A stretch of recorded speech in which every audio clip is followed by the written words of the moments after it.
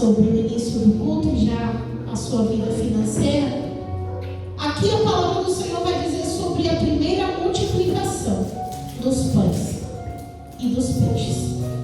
A Bíblia diz que Jesus estava indo a um lugar onde era ermo, um lugar que não tinha muitas coisas, muitas pessoas, não tinha sustento, era um lugar ruim de se estar. E nem todo mundo gosta de estar em um lugar que não frutifica, que não tem bênção, que não tem coisas boas. Nós, por exemplo, como seres humanos, se nós estivermos em um ambiente, em um trabalho, em um local, aonde não tem coisas que vai nos agregar, nós saímos. Mas com Jesus é diferente. Sempre com Jesus vai ser diferente. Ele vai escolher os que não são, ele vai escolher os lugares ruins, ele vai escolher os que são mais pobres, ele vai escolher aquilo a qual não é bom para o olhar do homem, porque Deus não vê como o homem vê. Então a palavra do Senhor vai dizer que ele estava indo para um lugar deserto, apartado, longe da cidade. E ele vê uma grande multidão.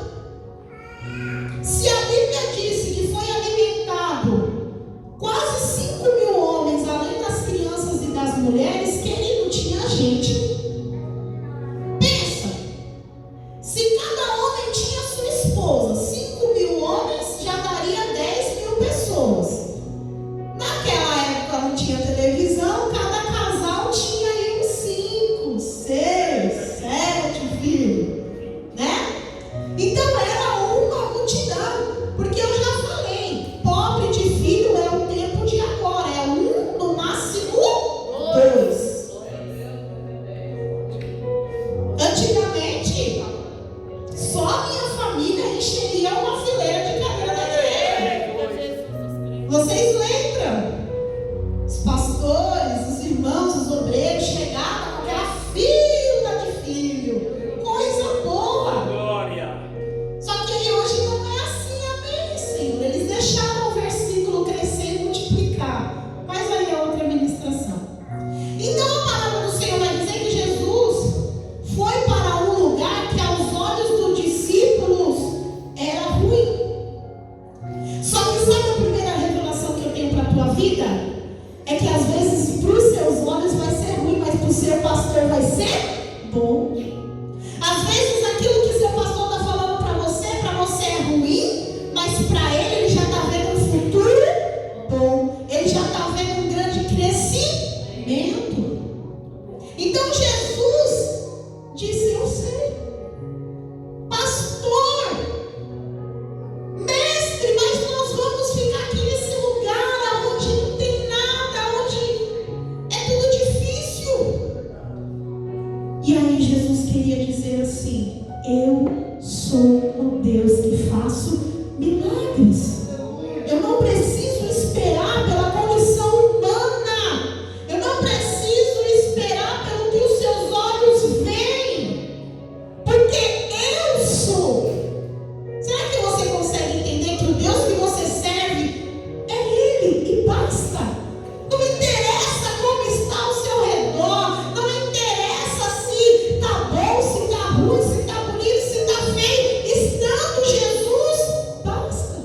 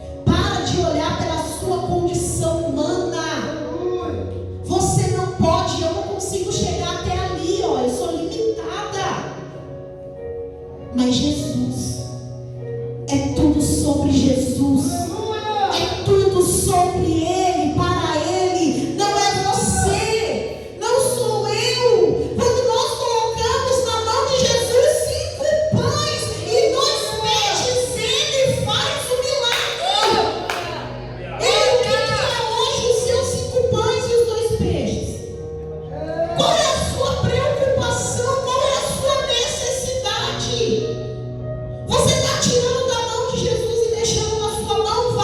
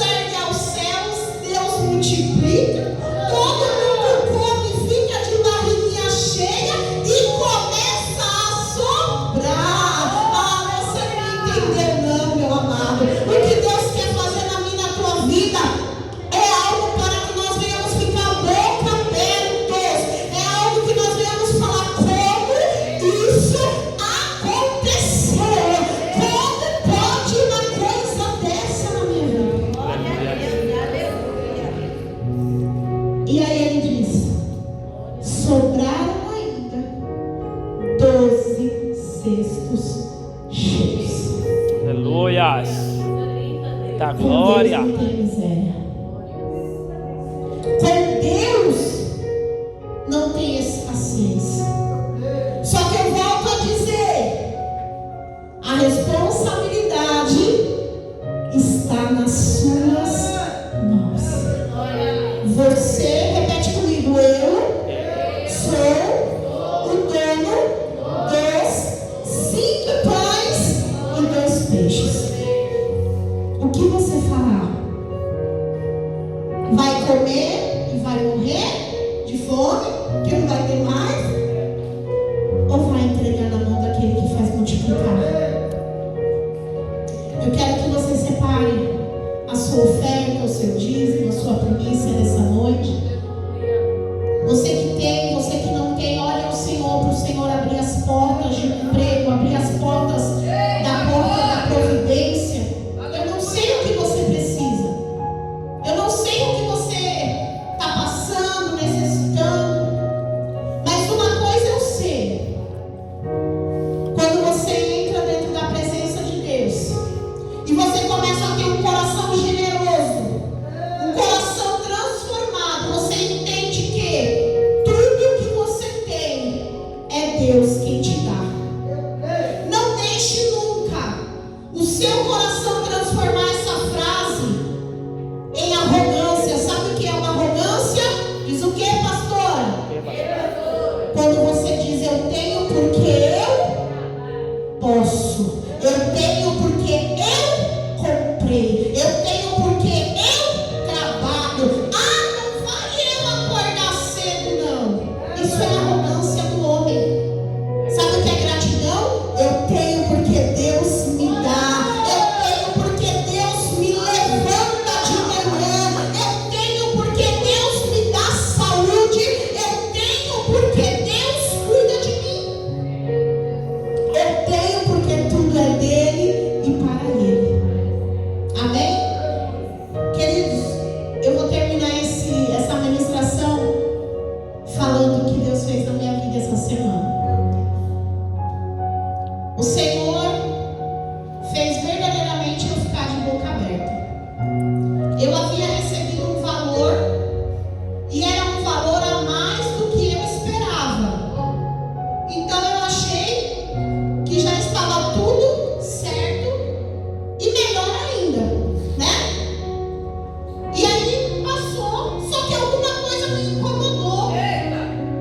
E eu falei pro meu esposo, me leva ali no banco. Aí ele falou, mas você já não falou que pegou o dinheiro e tal? Eu falei, não, me leva lá, porque esse encargo de consciência eu preciso ir lá. Fui, confesso para os irmãos que eu fui. Mas eu falei, não, mas eu já peguei lá o valor, né? Tava um pouquinho a mais, então esse pouquinho a mais já equivale ao que eu tinha que pegar. E aí, queridos, quando eu cheguei lá no banco, eu fui, falei, amém. Não fui contando, mas o Senhor já sabia que tinha uma surpresa para mim. Aleluia. E aí, quando eu coloquei o cartão no banco, estava a surpresa lá. Oh, glória. E aí eu falei assim, eu não posso tentar entender, porque eu não vou conseguir. Falei pro meu esposo, você quer tentar entender? Ele falou, não. Eu falei, então Jesus colocou esse valor na minha conta. Não tem como entender. Não tem como entender, queridos. Jesus me abençoou, sem eu esperar, sem eu saber da onde ia vir, como é que ia vir. Ele faz algo para nos surpreender. Ele já sabia o porquê que aquele dinheiro tinha que estar na minha conta. Amém? Aplauda o Senhor Jesus.